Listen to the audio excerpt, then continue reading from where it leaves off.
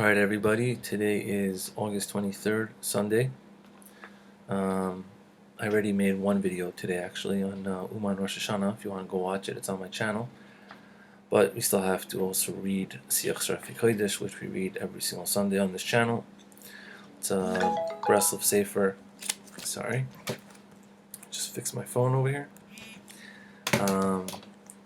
Breslov sefer on stories and oral history of Breslov, and it's very interesting. A lot of cool information about things in Breslov that you may not have known or read about before in other books. So we'll just keep on reading it. This is what the sefer looks like.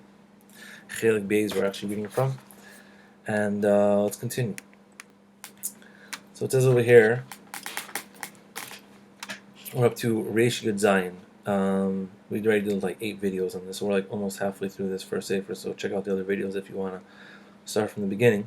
It says over here that when Rabbeinu finished saying the Torah of Azamra L'Lokai Ba'oidi, the Torah called Azamra, which is Siman Reish Pei Beis, probably one of the most famous lessons in Likutei Moharan. It's all about the good points and the Nekudas Tovos. When he finished saying this Torah before Rav Nosson and Rabbi Naftali, after they ran after him when he was traveling to Lemberg, as it is told over in Sefer Yemei Mornath, which is Rav Nosson's autobiography that he wrote himself, Siman Chavvav. And it's told over there that before he said this Torah, because they chased after him when he was on his wagon on the way out, if I remember correctly, and they asked him, and he asked them, what do they want? Do they want a bracha, or should he say Torah? And Rav Nosson said that a bracha they'll get when he comes back with Hashem's help from his journey to Lemberg. But now, please say Torah. Ayin Sham. And when Rabbeinu finished saying this Torah, he blessed them and he said, Shetarichu Yam, that you should have long days. Because of you, Rebbe Nachman said, because of you, I was able to say this Torah. And the Anash, the Breslov chassidim, wonder about this story, because Mornath didn't really have such a long life, because he only lived till 65. And they say that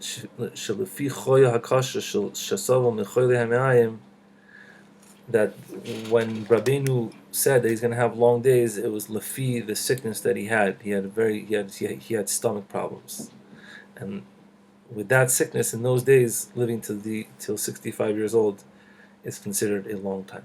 So it all makes sense at the end. So that's good. Before Rabbeinu died, his second wife died. What the heck was that? Before Rabbeinu died, his second wife cried. She was crying a lot. And Rabbeinu said to Anash, why is she crying? Maybe because of money? Maybe she thought she wasn't getting the money from her ksuba. I don't know exactly what that means. But Rabbeinu said that in the aron, in the closet, is all the money for her ksuba, which was 300 rendlich, which was a very serious amount of money. And that's the money that he promised her in the ksuba. And he took out the aron, he took out this, and he opened up the closet, and he took out the money, all the 300 rendlich that were there. And the Anash say, the chassidim say that Rabbeinu was very machbid that the kesef in the ksuba was, he was very machbid that it should be kesef mizuman, like ready, like cash, like you would be paying like in a store. Kidas Rav Meir b'Gemara, like the das of Rav Meir in the Gemara, I guess in ksubas. We don't know so much about Rabbeinu's second wife. That's the truth. I don't even think they lived together. Very interesting stuff. Rabbeinu one time said betzachus in a comedic way, in a laughing way. Why should a dead person be sad when he's laying down by the door before they take him out to the funeral? If he has payas and a beard, he has nothing to worry about.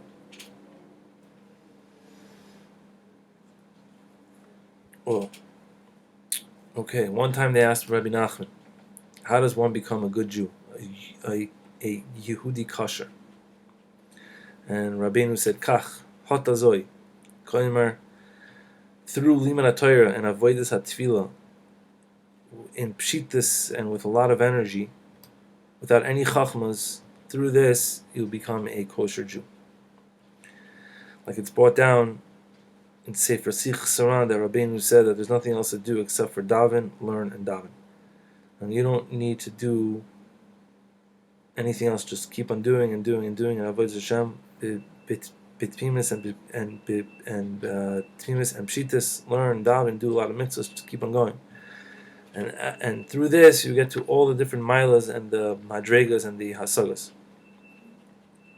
And some people say that the kavanah of this question itself, that this person asked, that somebody's asking himself, if somebody keeps on asking himself this question, they'll figure out eventually how to become a good Jew. Rebbe Nachman passed away in the afternoon around the time of 3 o'clock. Now it's brought down, this time is brought down in the sefer Yemei Mornat Ois Samach Vav. And therefore, the Breslov chassidim are noyeg to make the Sudas Hilula, the Sudas Yartzeit, before it turns nighttime, like right when it's starting to turn nighttime, before nighttime, so it's still that day, around the same time as over there. He says over here, it was known that Rabbeinu wanted that Rabbi Chaikel, one of the chassidim, to leave all of his businesses and to take on the position of chassidus and to make money from this. And when Rabbeinu said this to him, he said to him, if you travel with me to Breslov, you're going to be a chiddush in your thing, in chassidus, just like I'm a chiddush in my inyan of bringing people closer to Hashem, you'll be a chiddush in the inyan of chassidus. Because Rabbeinu was able to bring onto him the koyach hanegina from the actual root of the koyach hanegina, but Rabbi Chaikel was not masking to this because he wanted to still. He wasn't masking. I don't know why. That's all it says. He just wasn't masking. Rebbe Nachman said to his sister. Rebbe Nachman also had a sister, Maras Peril. Her name was Peril, who was the wife of Rabbi Pinchas Meir. This is a little intense. Rabbeinu said to his sister, Peril, said, if you listen to me, I would tell you right now to divorce your husband because he's stupid, he's a tipesh, and a child. But he did not divorce him, and we don't know if she was older than Rabbeinu or not. Pretty crazy, man. Okay, one time, a darshan came to Tulchin, a guy who made drushes on Shabbos, whatever, and he was staying in the house of a rich person there. And a lot of people in the city came to hear his drusha. And after his drusha, the Gvir realized that a special kli of kesef, a silver vessel, was missing from his table. And he thought that for sure it was stolen by one of the people of the city who came to hear this drasha of the darshan. And he said, there's no way I'm going to ever find it. And afterwards, this darshan came to Breslov, and there was a whole rash in the city. Oh, a darshan came. And back then, when a guy came like that, they would all get ready to hear it, to hear his speech. It was like a whole thing. They put on Shabbos clothes and everything like that. So they all got ready to do this. And when the darshan came to Rabbi Nachman's house, Amar Alav Rabbeinu HaMuskar B'Torah Ratio Tes Ala Pasik Bitza Emrosei. That Torah is really about Tisha B'Av, I think. Shadarshan Hazeh Oimer Drashos, that this darshan says drashos B'Shvil Mammon. He only says drashos for money. He doesn't care about actual Kedusha and Tahara. And one of the chassidim heard this, and he went to this gvir who had this thing stolen from him, and he told him that Rabbeinu said this.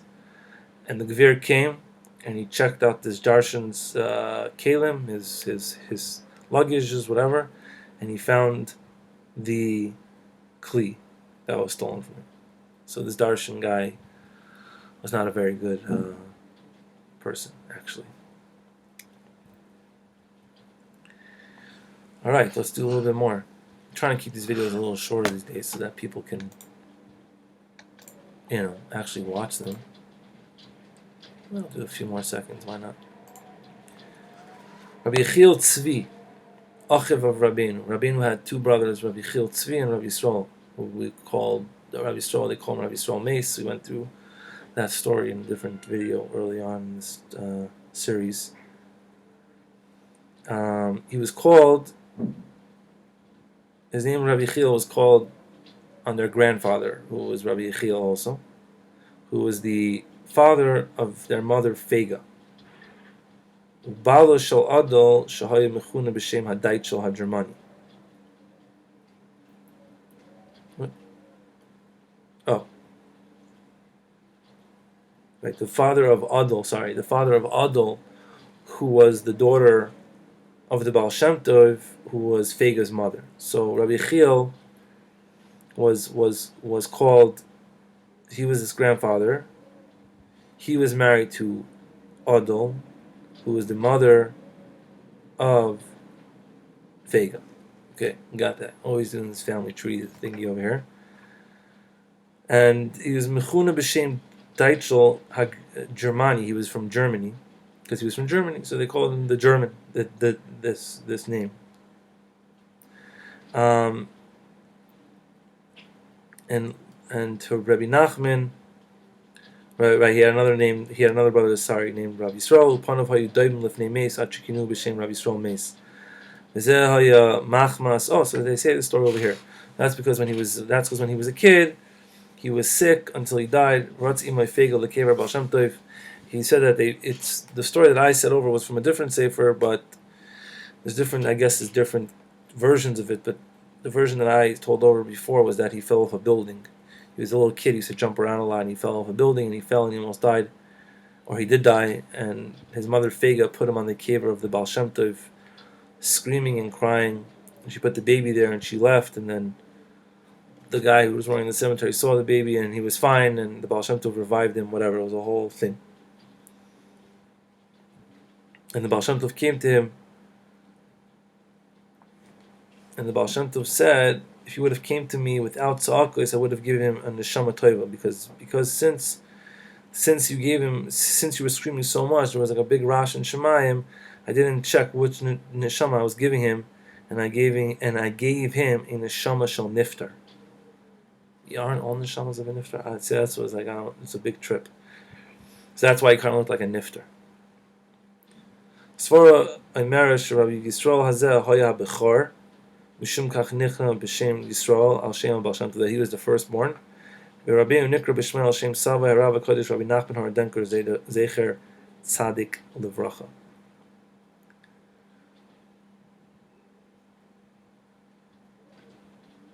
Who was Rabbi Simcha? Rabbi Nachman Horadenko's son was Simcha, who was married to Fega. Right, exactly. Okay, fine. I got it. It's such a trip.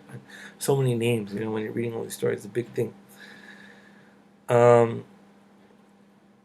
When the Baal Shem Tov took this guy Rabbi Yechiel, who we just talked about the whole time, Mechuna Deitschel, the Germani, the German, when the Baal Shem Tov took him for a chassan for his daughter Adol, he says, I took him for sons, for children. And they didn't understand the kavanas of the Baal Shem Tov until after he died. Because after Rabbi Yechiel Tzvi died, and a lot of women started having miscarriages. And they understood that b'schus this guy Rabbi Yechiel, who was Adol's husband, b'schus him there was no miscarriages. But after he died, there was a lot of miscarriages. Whoa, how do they know this stuff, man? Crazy times. Okay, let's do one more page, 3 more little stories over here. When the time for the Baal Shem Tov came close, when he was getting closer to dying, His Talmud, Rebbe Nachman of Breslov, saw this, and he started crying, screaming, and all these things. And the Baal Shem Tov said to him, "Why is he crying so much? It's already after the Ma'aseh. Afal pi sheyesh derech chazu b'tfilah sh'uchel esrapes v'havri al yoda." Right, he says that it's already. The Baal Shem Tov said it's already finished. I'm going to die, and even though there is a way through tefillah that I will be able to be healed and do this, but Rebbe Nachman of Breslov, he doesn't know this derech, so he can't help me. So why is he crying? He said it's already done. Okay. One time somebody asked Rebbe Nachman, why isn't there a sefer from Rebbe Nachman of Sichas and Maisius Kishar Sifrei Tzadikim, sefer Shivchei Baal Shem Tov, like all these little sichas and little stories, which now there is, there's Sichas and Chaim Ram, but I guess then there wasn't. And Rabbeinu said, Gam mimeni oid yeh maladaber. For me also there will be much to speak about, and there is obviously. Got right here, a lot of stories. One time, Rabbi Naftali asked Rabbeinu that which is written, Yohiv Chachmasel Lechakimin. I don't know where that's written, but somewhere. Offhand, sorry. It says, if HaKadosh Baruch Hu gives Chachma to only Chachamim, so what do people do who are not Chacham? And Rabbeinu said, it says also, Kulam B'Chachma Asisa. Everybody was made with Chachma. Im Kein Lekulam Yesh Bechinas Chachma. He said, everybody has a Bechin of Chachma. She'aleh Moisef HaKadosh Baruch Hu Berachma Oid Chachma. Everybody has a thing of Chachma that Hashem adds on to. Alright, last story, guys. When Rabbeinu lived in Medvedevka, that was, I don't know, that was early on in his life. There was a very, very big machlokes on him from a lot of people, a lot of bad men. And there was one teacher there. There was one Melamed there who was chalak alav ma'od. He was very against Rebbe Nachman a lot, and he said to the people of the city. Sorry, and they all said to him, the people in the city said to this Melamed, right? Nobody's going to listen to you, stand with you in this machlokes, right? Because he said that Rebbe Nachman is one of the grandchildren of the Baal Shem Tov, and he's a tzaddik, and all types of people go to him. B'chein in l'chayitz el l'chachis b'lava tzaddik harav v'chodesh Rebbe Nachman mit Chernobyl. The only thing that you could do is wait till the tzaddik Rabbi Nochum of Chernobyl comes, and when he says something against Rabbeinu, so then you can make a machlokes on Rabbeinu. V'chein also, and he waited until Rabbi Nachman came to Medvedevka, and when Rabbi Nachman came to there, he went to Rabbeinu, and when this Melamed saw that Rabbeinu stood up to go into his chadroi shel Rabbi Nachum. Sorry, I keep on messing up these stories. When Rabbi Nachum of Chernobyl came to the city, Rabbeinu went to see him because he was a big tzaddik, and Rabbeinu liked tzaddikim. And when the Melamed saw that Rabbeinu was going to go into his room of Rabbi Nachum of Chernobyl, this guy came and took out all the chairs because he didn't want Rabbi Nachman to sit down. So that Rabbeinu would have to stand and he wouldn't be able to sit down in front of Rabbi Nachman. And when Rabbi Chaikel saw this, the shamish of Rabbeinu, shag b'koiloi, he screamed out, he says, Kisei le Rabbeinu, farin Rebin a benkel. Get a chair for the Rebbe. And they didn't have a choice, and he put in another chair. V'nistagir Rabbeinu im Rabbi Nachum b'chadroi. And Rabbeinu and Rabbi Nachum sat down in the room together, and Rabbi Chaikel said, he's told over, this is wild, I know this story, that he did not hear what they say, he didn't hear what they were talking about. Rak, when he looked into by the hole of the keyhole, he looked in, he saw how Rabbeinu Yoshev neged panov shel Rabbi Nachum ba'achas mipinas hashulchan. He saw that Rabbeinu was sitting with his face to Rabbi Nachum, who was sitting at one corner of the table, and their faces they were facing each other, and the hand of Rabbeinu was on one side of Rabbi Nachum of Chernobyl's face, and Rabbi Nachum of Chernobyl's hand was on one side Keneged Pnei Rabbeinu.